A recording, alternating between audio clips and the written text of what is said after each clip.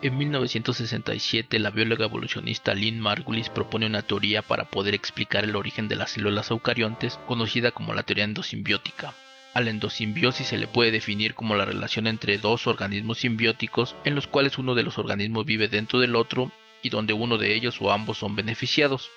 Esta idea ya había sido propuesta y rechazada anteriormente por algunos científicos al observar ciertas similitudes entre orgánulos celulares y bacterias. En 1883, el botánico alemán Andreas Schimper fue el primero en observar que los cloroplastos de las plantas se parecían mucho a cianobacterias, y propuso que estos orgánulos eran descendientes de antiguas algas fotosintéticas que vivían dentro de las células vegetales.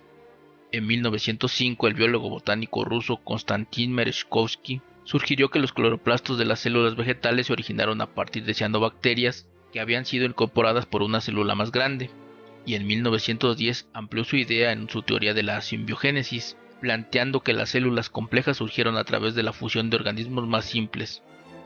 En 1920, el científico estadounidense Ivan Wallin propuso que las mitocondrias tenían un origen bacteriano y que las células eucariotas surgieron a partir de la incorporación de bacterias simbióticas.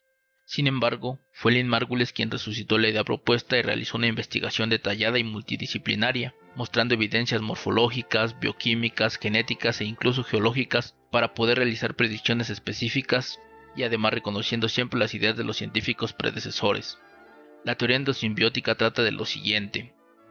Existe un acuerdo que las células procariotas aparecieron antes que las células eucariotas y dieron lugar a ellas, ya que a partir de los registros fósiles muestran que las células procariotas están presentes en rocas que datan de hace 2.700 millones de años. En promedio, 1.000 millones de años antes de que apareciera cualquier evidencia de las células eucariotas. Pero los dos tipos celulares se hallan relacionados debido a que comparten muchas características complejas como son el código genético, enzimas, vías metabólicas y membranas plasmáticas, que pudieron evolucionar de manera independiente en organismos diferentes.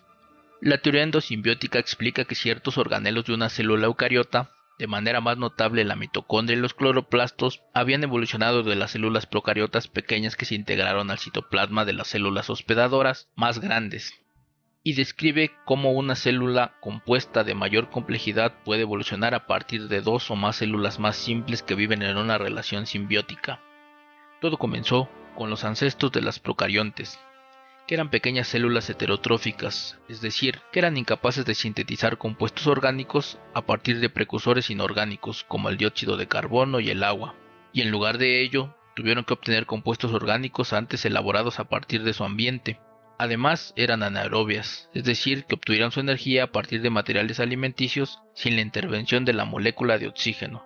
Estas grandes células heterotróficas y anaerobias habrían ingerido por fagocitosis a una pequeña procariota aerobia. La pequeña procariota resistió la digestión dentro del citoplasma y estableció su residencia como un endosimbionte permanente. La célula huésped empezó a utilizar el ATP, que es la energía química almacenada que usan los organismos para realizar sus funciones producido por su simbionte aerobio. El aerobio ya no tenía que gastar su energía en adquisición de materias primas, el huésped realizaba este trabajo por él. Las regiones de ADN que especificaban las proteínas producidas por el anfitrión y el simbionte podían mutar libremente y perder su función con el socio o con el otro. A través del tiempo, ambos tipos de células ya no fueron capaces de vivir en forma independiente, y así los microbios que un día tuvieron respiración independiente del oxígeno evolucionaron a los precursores de las mitocondrias actuales. A esto se le conoce como endosimbiosis primaria. Después, Margulis propuso la adquisición de otro endosimbionte, una cianobacteria que convirtió a una eucariota heterotrófica antigua en un ancestro de las eucariotas fotosintéticas que dio origen a las algas verdes y a las plantas. Se considera que hace aproximadamente unos 1.000 millones de años la adquisición de los cloroplastos debe haber sido uno de los últimos pasos en la secuencia de la endosimbiosis, porque estos organelos, a diferencia de las mitocondrias que están presentes en todos los organismos, los cloroplastos solo están presentes en algas y plantas, y a esto se le conoce como endosimbiosis secundaria. Algunas de las evidencias que comprueban la teoría endosimbiótica son las siguientes. La mitocondria y los cloroplastos tienen más o menos el tamaño de una bacteria media y se duplican por fisión, como las células bacterianas. La duplicación de las mitocondrias se produce independientemente de la división por parte de la célula huésped. Cuando las células eucarióticas se dividen, cada célula hija recibe alguna de las muchas mitocondrias presentes. Las mitocondrias y cloroplastos tienen sus propios ribosomas y fabrican sus propias proteínas. Los ribosomas guardan un gran parecido con los ribosomas bacterianos en cuanto a su tamaño y composición, y resultan intoxicados por los antibióticos como la streptomicina, que afecta a los ribosomas bacterianos pero no a los eucarióticos. Las mitocondrias y cloroplastos tienen membranas dobles, lo que concuerda con el mecanismo envolvente cuyo origen en el cual la membrana exterior se desarrolló a partir de la invaginación, que es un plegamiento hacia adentro de la membrana plasmática de la célula huésped, mientras que la membrana interior se derivó de la membrana plasmática del endosimbionte. Las mitocondrias tienen sus propios genomas organizados como moléculas circulares, parecidos a los cromosomas bacterianos. Los genes de las mitocondrias codifican las enzimas necesarias para la duplicación y la transcripción del genoma. Actualmente existen muchas relaciones endosimbióticas. Muchos corales tienen algas que viven como endosimbiontes dentro de sus células, las cuales realizan fotosíntesis y proporcionan nutrientes al coral a cambio de refugio y compuestos inorgánicos, como por ejemplo la acrópora, que vive en relación simbiótica con los corales cuerno de ciervo y cuervo de alce.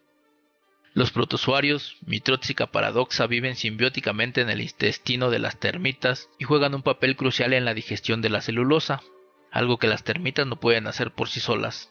Y a cambio de esto, el protozoario obtiene un hábitat estable y un suministro constante de alimento dentro del intestino de la termita. Lo más interesante de la Mixótica paradoxa es que, además de vivir simbióticamente en la termita, también tiene su propio sistema simbiótico. En su superficie porta bacterias espiroquetas y bacilares que actúan como pseudoflagelos, ayudándola a moverse. Además, alberga bacterias endosimbióticas que colaboran en la digestión de la celulosa. ¿Cómo la teoría endosimbiótica cambió al mundo? Pues antes se pensaba que la evolución era solo un proceso de competencia. La endosimbiosis mostró que la fusión y la cooperación entre organismos también es clave en la evolución. Ayudó a entender enfermedades mitocondriales en humanos y contribuyó a la biología sintética al estudiar cómo se integran genes de un organismo en otro. Todo gracias a Lynn Margulis y a su determinación, ya que su artículo fue rechazado por más de 15 revistas científicas. Muchos revisores consideraban su propuesta demasiado radical y sin suficiente evidencia. La idea de que la evolución pudiera depender de cooperación en lugar de competencia no era bien vista, y Margulis enfrentó discriminación y desestimación de sus ideas. Le dijeron que debía dedicarse a la biología descriptiva en lugar de teorizar sobre evolución, hasta que finalmente su artículo fue aceptado en 1967 por el Journal of Theoretical Biology, y hoy en día su teoría es el pilar de la biología evolutiva.